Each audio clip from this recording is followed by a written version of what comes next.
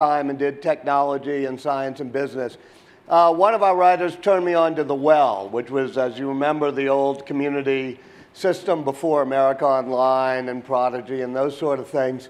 And it was a true online community. And it seemed to me that we could start putting things of our magazine and create communities around, discussions around what we were doing, our journalism, in some ways even crowdsource our journalism. After we did that, we moved on to things like AOL, CompuServe, Prodigy, that were still community services, but a little bit walled gardens. I think a weird thing happened a couple of years later when I think some of us were discussing it, including Louis Rossetto of Wired. We decided, how do you get away from these walled gardens onto the internet directly? And there were 3 or 4 options, you know, SendFetch, Gopher, Archie, Veronica, FTP, and the World Wide Web, which was new at the time because the Mosaic browser had just come out, new at least to consumers. We put it on the web, we lost the notion of community. All of a sudden, we just started putting our content online, and maybe there was some junky comments at the bottom, but it was no longer a community site. We also committed, what some say is the original sin in journalism, was I think Paul and I were working on at the time something called Roadrunner, Pathfinder, other things. We were going to say, if you want to subscribe, if you want Time Magazine or all of our new products like virtual gardens and things we were doing, you'd pay us a little bit of money. Instead, young advertising executives from Madison Avenue came rushing across Fifth Avenue to the Time Life building with bags of money to dump it on our desks so that we would put banner ads on whatever we were putting online. We said, well, this is too easy. We will never charge for things because we want eyeballs. And that was the beginning of the decline of journalism. John Huey on my right was editor of Fortune when I was editor of Time. Martin Nisenholtz has been was for many years the chief digital guru at the New York Times and is still a counselor there for digital. And Paul Sagan, as I mentioned, was a partner of mine when I was at Time Inc. New Media, went on to be the CEO of Akamai. And oddly enough, all 3 of them went into a witness protection program called the Kennedy School of Government at Harvard. And they found each other there and decided to do an oral history project on how all this worked. So that's my long introduction. Let me turn it over to Paul and say, what was the Riptide? Tell us about the Riptide Project. So we all got there and decided we didn't just want to write a white paper. And we had different views of having lived through the same 20 or 25 years of the collision of digital technology and journalism, which was the world we all came out of and loved. And we really wanted to understand what had happened and could we learn something from it, and maybe it would give some roadmap to the future. And we went out and started talking to the principals who had lived through it, disruptors, early players, traditional media players, and captured about 70 hours of video of them telling their stories. And we're going to launch that on the web at digitalriptide.org on September 9th. There's an excerpt in this issue of Fortune. And we really tried to understand, were there seminal things that happened?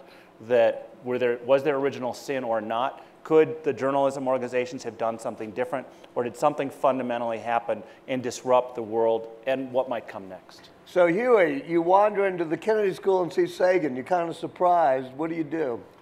Well, you know, I was very happy to see Paul, and I had always, I didn't know Martin, but I'd always tried to figure out a way to hire him as a consultant at Time Inc., but Arthur wouldn't let him work there. So I guess my role was I sort of led the revolution against collaboration, and we said we're going to collaborate and we're going to do this and we're going to discover. We tried to keep it academic but journalistic at the same time. So there are 90 interviews, if I remember correctly. 60 interviews. 70. And then a long narrative that tries to put it into context, and a lot of documents, including we interviewed Walter.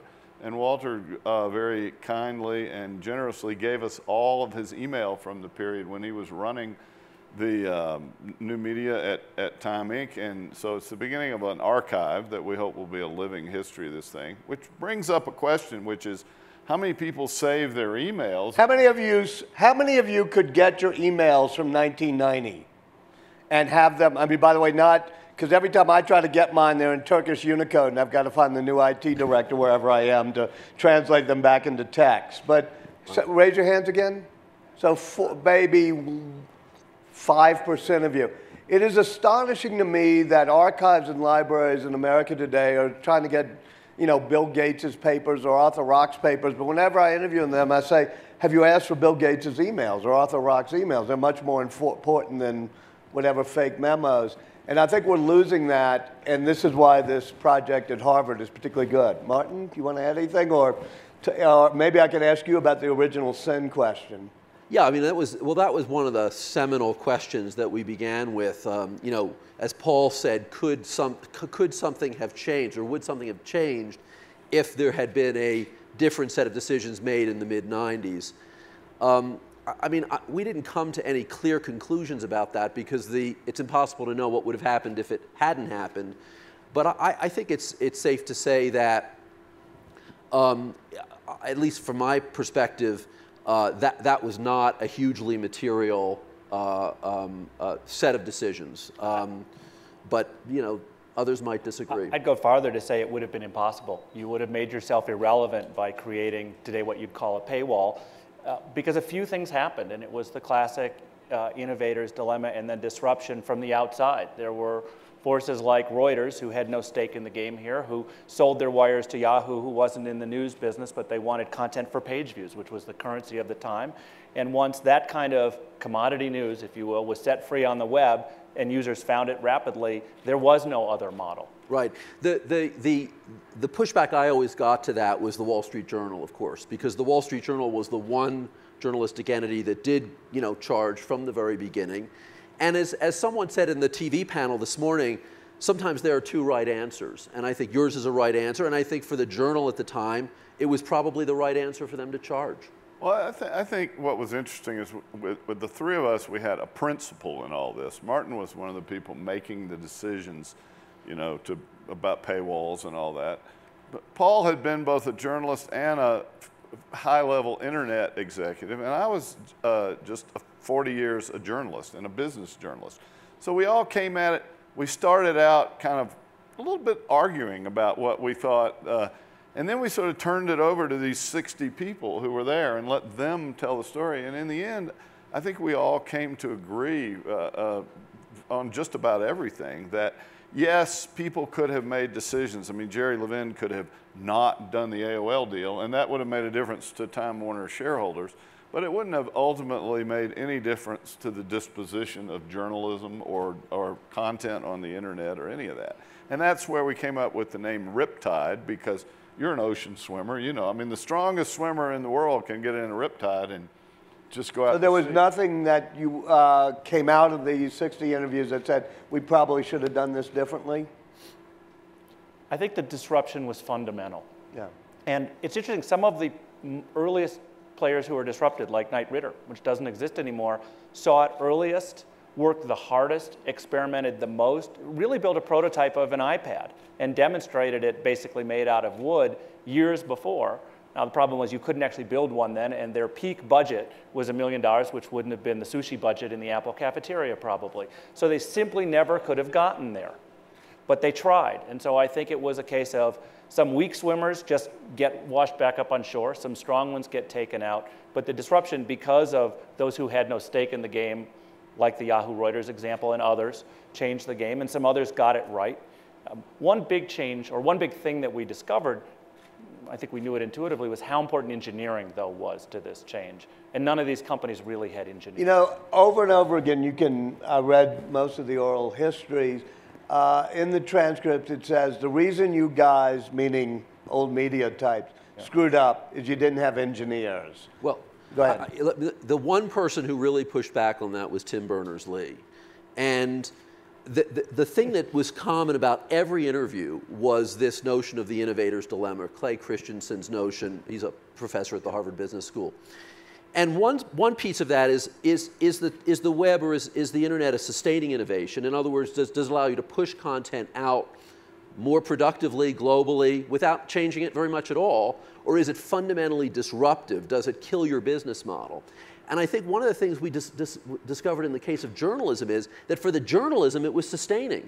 I mean, the journalism is spread far and wide now. Right, there's more and better journalism now than ever. But Walter, for the advertising, it was disruptive. Correct. And so the oxygen got taken out of the financial model at the same time as the journalism was bigger than ever. So it wasn't like a buggy where the basic product disappeared. It was sort of the underlying business model that shifted. And also the fact that it disaggregated all the news. I mean, the business model had built around a newspaper, say, where everything is in there. There's news, but there's also obituaries, classified advertising, sports. All that got disaggregated into verticals, and there's no business model left for the newspaper. And is the web and I should say digital networking inherently disaggregating? Or will bundling of things ever work in the digital realm again? Well, there are new bundles. You know, I mean, in some ways, Flipboard is a new kind of bundle, right? So. Although the New York Times is an old type of bundle, yeah, and I subscribe and it's doing quite well these days. It's exactly. So I think the other thing that we found is that all of these places aren't equal. I mean, CNN has a model, the New York Times has a model, the Financial Times has a model. Clearly, the most problematic part of the business is in metropolitan journalism. It's in big city journalism. So the Chicago Tribune, et cetera. To the point that you made earlier, one of the surprises, and I think one of the interesting things about this for me was, having been in the business 40 years, I didn't expect to be surprised by very much.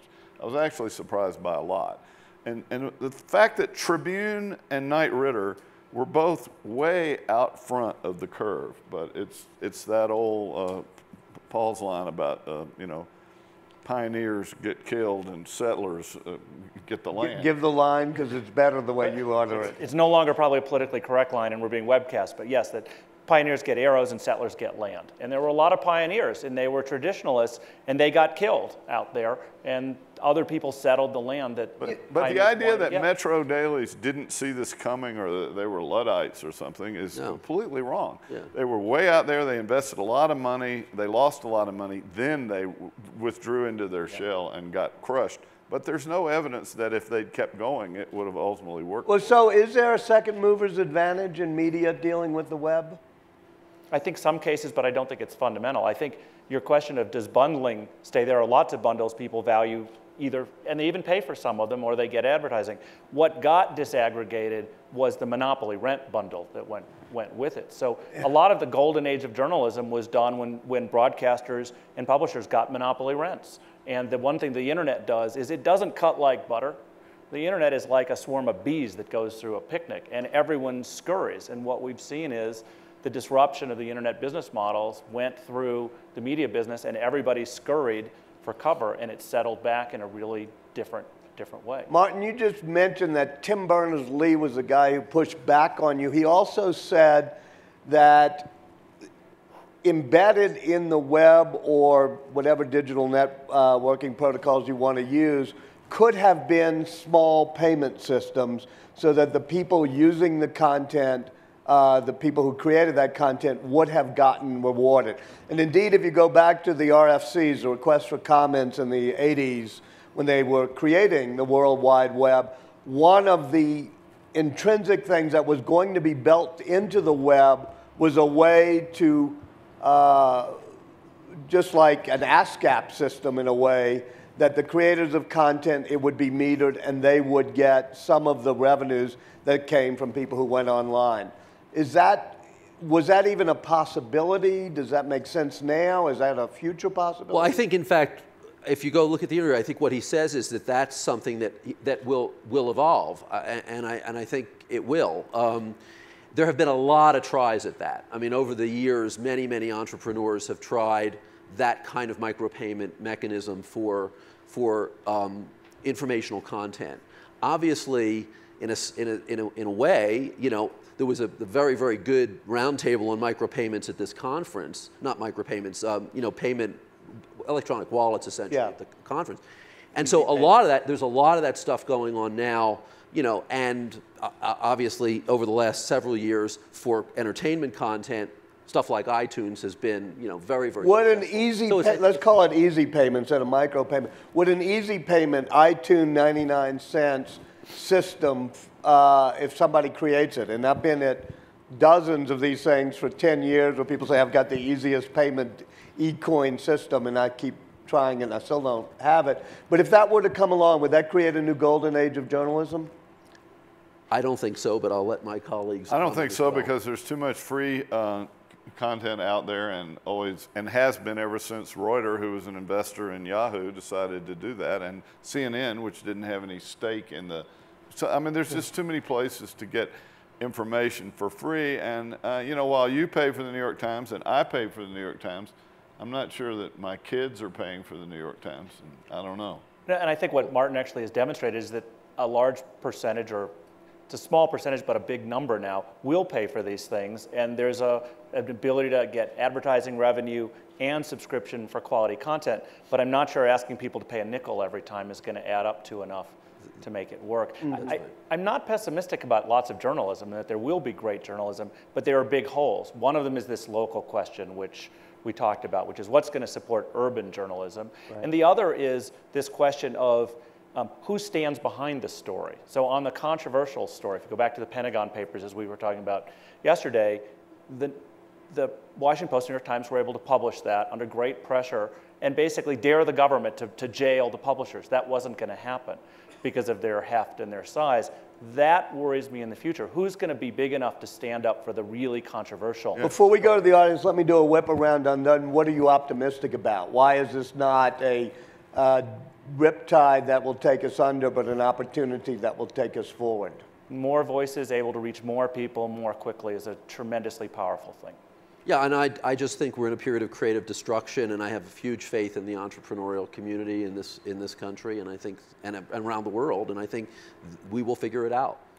I think it's going to get worse before it gets better, which is a product of creative destruction. I don't think the numbers add up very well at a lot of these places where people are paying for content, but like my colleagues, I think that when there is a real void of information, it'll be filled by journalists and entrepreneurs who will figure out a way around this. And I haven't a clue what it is, but information will be, I'm confident that journalism will remain. Questions? Yes, blue shirt. White shirt, blue shirt, whatever. Miguel Hell from Fortune. Oh, hey, Miguel, sorry. You guys touched a little bit on this, about the metro problem. Before Fortune and the Times, I came from one of the crown jewels of Knight Ridder. I saw the destruction firsthand. It was pretty painful, and you can see now. I mean, the city halls, state houses are not being covered throughout the country.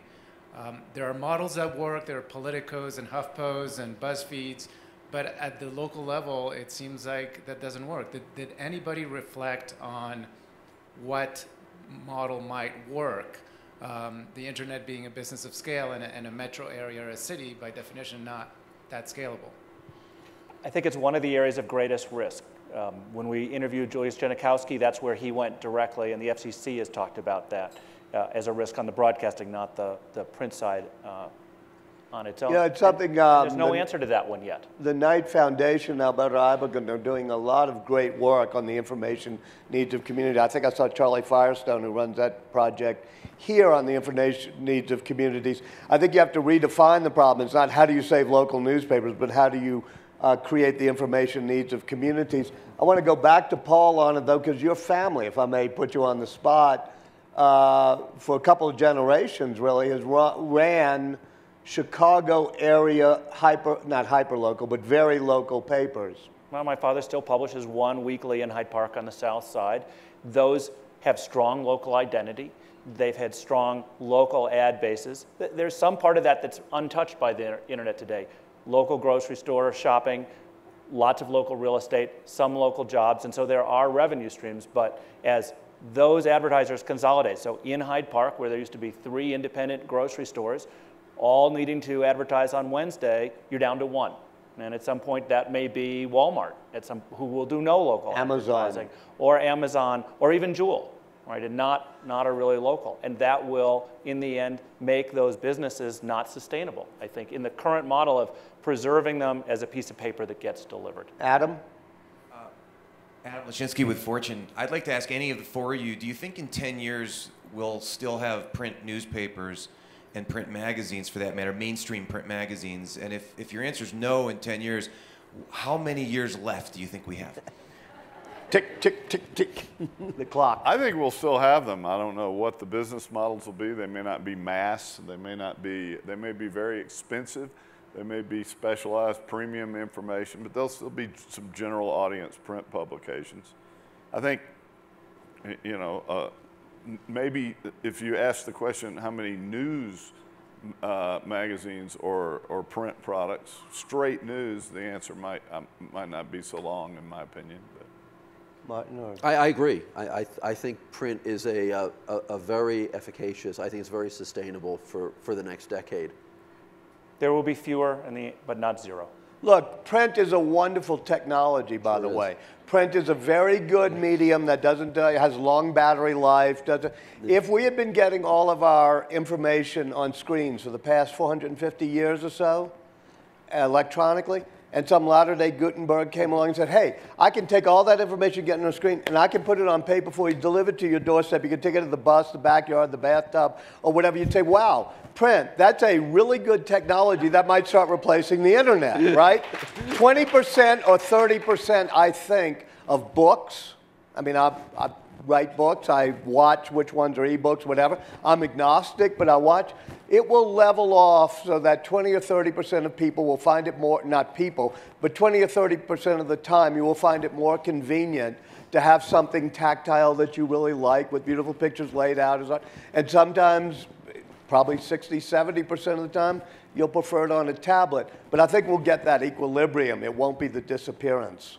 Sorry, John, did you? I'd just like to play devil's advocate for 1 second on this idea of local news and argue that maybe the existing journalism establishment wasn't doing as good a job as it could have done anyway. Mm-hmm. And for local? Yeah, on local. For example, most of us, except for our income tax, most of the tax that we pay goes to our school boards.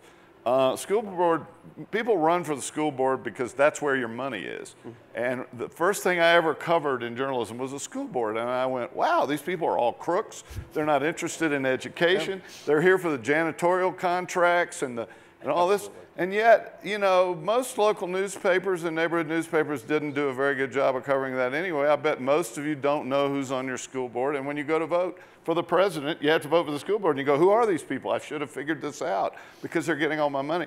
So it's always possible that in the absence of local journalism, somebody will say, well, I'm just going to take on the school board thing and I'm going to explain And we see that happening. Yeah, explain to everybody that's where your money is. This is, and you know, I don't know if that's a business, but I'm just saying maybe journalism. But that's an old time, you know, the golden age. But I too began my journalism career at the New Orleans Times-Picayune, covering the assessors, city planning commission, and school board.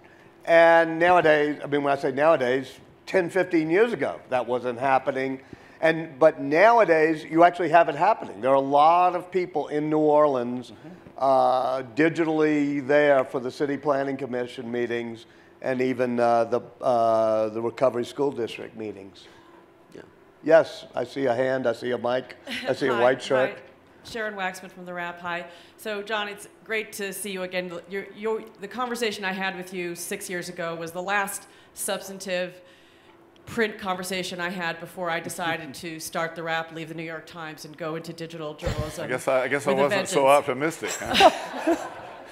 It was a very memorable conversation, actually. So, and I appreciated what you said at the time.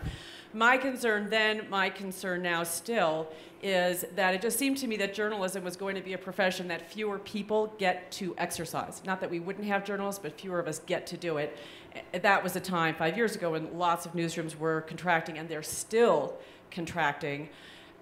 I'd love to hear from the three of you, or four of you actually, Walter obviously as well, where you feel young journalists are going to get the training to learn to be journalists. It's one of the things we focus on a lot at the Rap because we pride ourselves on training young people. There aren't a lot of places where they can make mistakes and have somebody teach them how to do it right. Bloomberg. The Rap. The Rap. Paul? New organizations that are hiring them. Look at Business Insider, HuffPo, places where people are trying new things. BuzzFeed. Yeah, they will have to learn how to create their training ground, how to integrate with journalism schools, how do those schools evolve. And television hasn't done a great job at it for a long time. It was just starting a small market, maybe get to a bigger market, but it wasn't really a training ground for great journalism in many, many cases. So it's tempting to be nostalgic, and I don't think we should, because there are many things that we as an industry didn't do really well. Maybe in this disruption, we'll get it right or do it better the next time. I see a hand. I see a. Yeah. It's me, Walter. Hey, David Kenny. How are you? Hi. First of all, I want to give people a weather forecast. Be careful, it's going to have lightning today. More importantly, this sounds a little bit like an American conversation. During that same 2 decades, there were a lot of efforts and a lot more government involvement in journalism around the world. And I continue, because we publish worldwide, to see governments getting involved to save journalism or to control it. Did you look at the non-US models, and was there anything different that you learned there, or clues about what's going to happen outside the United States in journalism in the next decade? So we can take David's application to be a Shortenstein Fellow back with us, because no, we didn't. We didn't spend a lot of time on it. And there are big holes that in one term we didn't cover. And that would be one of them, which is models in other places. And there are lots of places like India where there's thriving journalism right now with an expanding middle class. And much of it we think is traditional, lots of newspapers. And part of the reason we wanted to publish this as a website and not a white paper is that we didn't want it to become instantly a part of the history. So we see it as a kind of platform that has a life going forward. And we hope that Shortenstein will bring on new fellows to do international, to do other pieces, and to build it over time. Yes. Final questions? Let me build on what Martin just said and ask all three of you to sort of conclude by saying, what did you really learn, and what is this project? How can people access it? What should they do with it? It seems like Harvard now has the only real growing repository, and I hope living, not just a white paper, but a wikified, crowdsourced, living archive of the intersection of media and technology. So, well, you just answered how yeah, I. But yeah. Paul, yeah, just tell Circle 99. Go to digitalriptide.org anytime after that, and start. I'm sorry, when? September 9th. Digitalriptide.org, or go to the Shortenstein Center or Kennedy School, or look for Martin's tweets. Yeah. Go to Harvard and start watching these videos. Or the transcripts are there verbatim so that they can be searched, and people can start plowing into these issues, find others, and expand on it. There are a lot of people here who probably have artifacts that ought to be sent in, and encourage people to put them up. And hopefully it becomes a place that will have a blog, it will have live debate, where some of these issues can get aired in a place that's good to discuss them in an ongoing way, because there are no simple answers. John? Well, I fell in love with the whole idea of oral history. And I realized that, like I say, there were all these surprises in it for me. And I realized oral history isn't history. It's sort of the beginning of history. It's a bunch of people telling their stories in Rashomon-like fashion. And someday, somebody, for important reasons, is going to want to know what happened here. And you've started to write a bit of a narrative out of it, right? Yeah. Which is also the second. Yeah, we have a big narrative that kind of explains what we think the context of it is. But we let the people tell their stories. And I think it's the kind of thing that you can't go look at once and read the whole thing and say, okay, I understand this. If you're interested in the topic, it's the kind of thing you go back to and you say, well, this guy said something interesting. Maybe I'll read more of his interview. Or, I mean, Will Hurst's interview is great. Ted Leonsis' interview is unbelievable. You just turn Ted on and he goes, and then you turn him off. And the history of some of these, looking back at the primitive, the videos that we have hanging on there of these demos for early news efforts, it's just, I fell in love with the whole idea of everybody just saying, well, here's how I remember it. And people will someday be able to upload their own memories, their own archives, whatever, and this will be a living archive? Yeah, and we've made provisions for that, I think. And in our wills. People should apply to become Shortenstein Fellows at Harvard so that they can continue this project. Thank you all for doing it. Appreciate it. Thank you. Great. Good job. Got some applications.